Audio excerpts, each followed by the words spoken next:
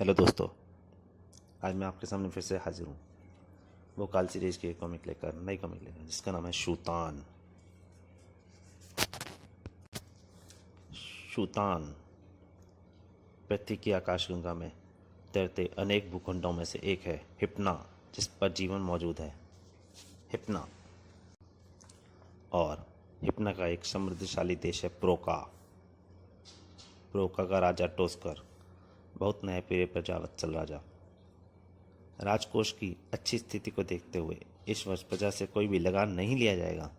महाराज टोस्कर जिंदाबाद, महाराज टोस्कर जिंदाबाद। टोस्कर का साला कास्कोर महानीच, बदमाश और गद्दार किस तरह खजाना लुटा रहा है मूर्ख राजा। अब इसका कोई प्रबंध करना ही होगा।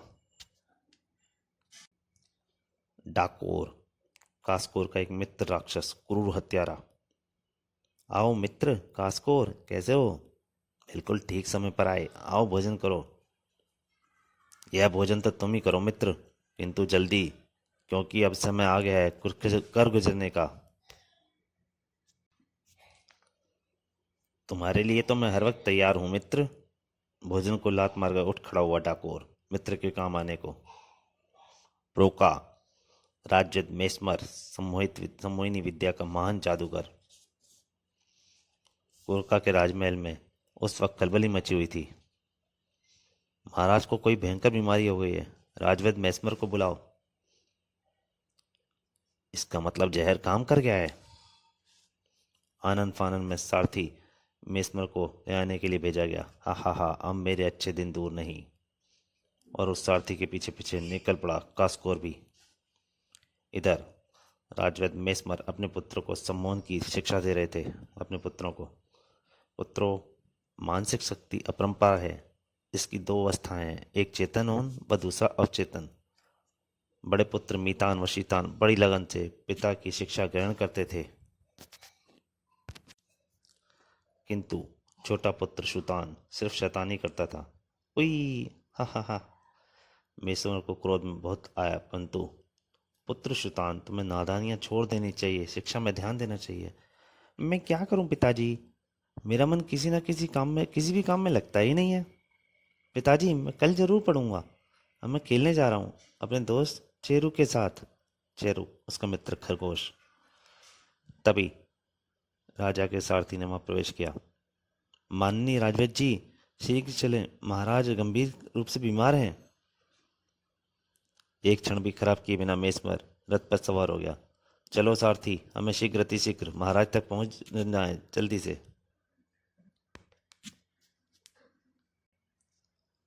रथ तीव्र गति से दौड़ा जा रहा था। तभी धूल भरी आंधी, किसी बड़ी दुर्घटना का संकेत था ये। धूल उड़ने के कारण मेस्मर को अपनी सबसे बड़े हथियार यानी आंखें बंद करनी पड़ी। फलस्वरूप मैं देख पाने में असफल रहा कि उसके सामने कौन खड़ा है। उसकी मौत बना। कैसे कबूतर की तरह आंखें मीचे खड़ा है मेरा शिकार। उधर आंखों के लिए यह धूल बहुत हानिकारक है। इसको खत्म करना अति आवश्यक है, क्योंकि यही प्रोका का सबसे शक्तिशाली व्यक्ति है। और आहा, आहा।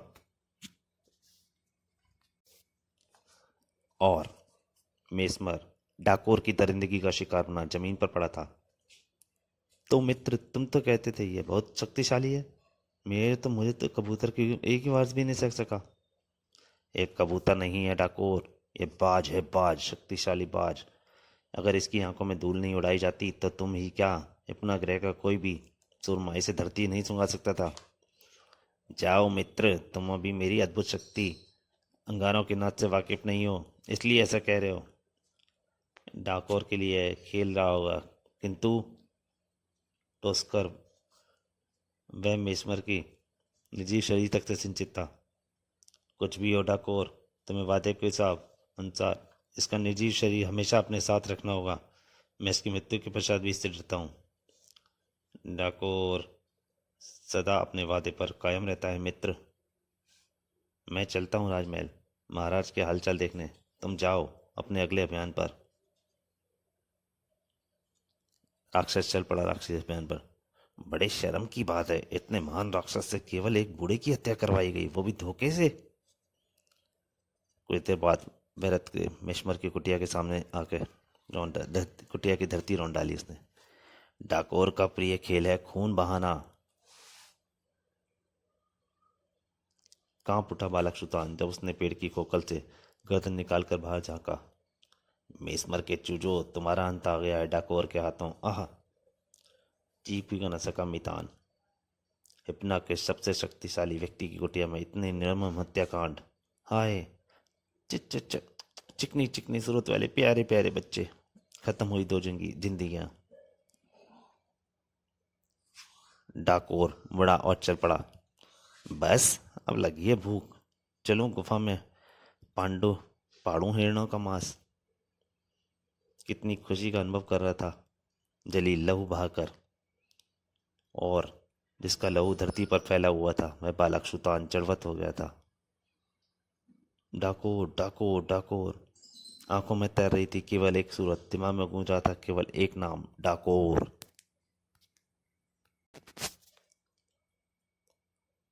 नन्हा नीचे झुका, अपने नन्हे हाथों से उसने एक तिनका उठाया और अभी उछल पड़ेंगे मितान भैया। जमीन और आसमान दोनों को रुला दिया निर्शुतान ने। उछलते क्यों नहीं भैया, उछलो, तुम्हारे कान में गुदगुदी हो रही है। तब तक करता रहा वह ये हरकत जब तक उसे विश्वास नहीं हो गया कि मेरे भाई मर गए। नन्हे मस्तिष्क वगैरह से पड़ा भाइयों की निर्मम हत्या का। मैं बदला लूंगा डाकोर। भागता चला गया वह डाकोर से टकराने को, किंतु नन्हे कदमों ने शीघ्र ही साथ छोड़ दिया और डाकोर डाकोर में आह और छोड़ दिया साथ में ही चेतना ने भी। तो दोस्तों, कॉमिक अभी जारी है। आप इस समय शैतान कॉमिक पढ़ रहे हैं, लेकिन मेरी आपसे एक प्रार्थना है, अगर आप इन कॉमिक का पूरा आनंद लेना चाहते हैं तो इसमें भोकाल सीरीज की 3 कॉमिक पहले मैं डाल चुका हूँ, जिसका नाम है ये खौफनाक खेल, तिलस्म ओलंपाक और भोकाल। अब आप ये भोकाल सीरीज की चौथी कॉमिक पढ़ रहे हैं जिसका नाम है शूतान।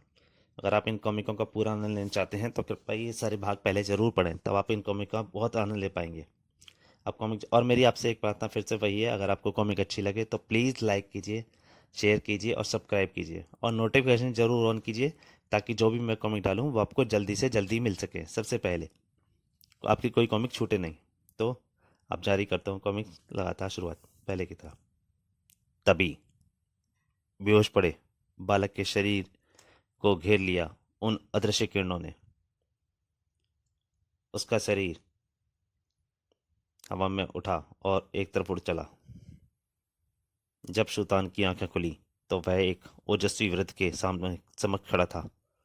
यह मैं कहाँ आ गया? मुझे डाकोर चाहिए। पुत्र सुल्तान, शांत हो जाओ। जाने क्या सम्मोहन था उस नेत्रहीन की आवाज में। सुल्तान एकदम शांत हो गया। पुत्र, मेरी बात गौर से सुनो। मैं तुम्हारे पिताजी का गुरु, पासे गुरु। चुपचाप सुन रहा था सुल्तान पासे गुरु का हर एक शब्द बड़े गौर से। तुमने अपने भाइयों की मौत का बदला उस भयानक राक्षस डाकोर से तभी ले सकोगे जब उसके समान शक्तिशाली हो जाओगे।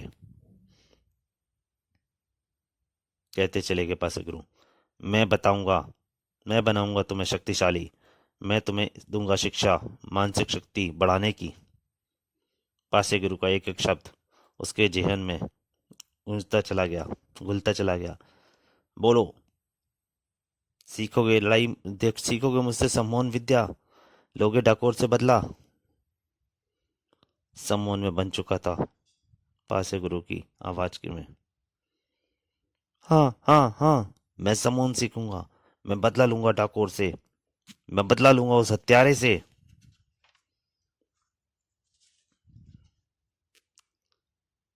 तब बोले पासे गुरु, पुत्र सुनो, डाकोर तुम्हारे भाइयों का ही नहीं, तुम्हारे पिता का भी हत्यारा है। क्या कह रहे हो गुरुवर? क्या हुआ मेरे पिताजी को? सुल्तान का नन्हा सा दिल धाड़ धाड़ बजने लगा। राक्षस डाकोर ने उन पर भी हमला किया था। और पासे गुरु ने सुल्तान को मिसमर के साथ घटी पूरी घटना सुना दी। चीख पड़ा सुल्तान, नहीं, यह सच नहीं हो सकता, यह झूठ है। हाँ, यह पूरी तरह से सच नहीं है, क्योंकि डाकोर का पहला वार पड़ते ही वह मोह निद्रा की स्थिति में आ गया था। इस स्थिति में आने के बाद दर्द, भूख, प्यास सब काबू हो जाता है। डाकोर उसे मृत ही समझ रहा है, किंतु वह भी जीवित है। चैन की एक छोटी सी सांस ली सुल्तान ने। फिर मैं उन्हें छुड़वाऊंगा, जरूर, किंतु शिक्षा पूरी होने के बाद। और कुछ सोचकर सुल्तान ने मुख पर कठोरता कठोरता आती चली गई। और फिर वह लगन के साथ सम्मोहन विद्या ग्रहण करने में जुट गया। एकाग्रचित्त होने की कोशिश करो पुत्र। तो दोस्तों, ये तक सुल्तान सीरीज का पहला भाग पढ़ रहे थे। ये यहीं तक। अगले भाग में जल्दी ही आपके सामने हाजिर होऊंगा। तब तक के लिए नमस्कार।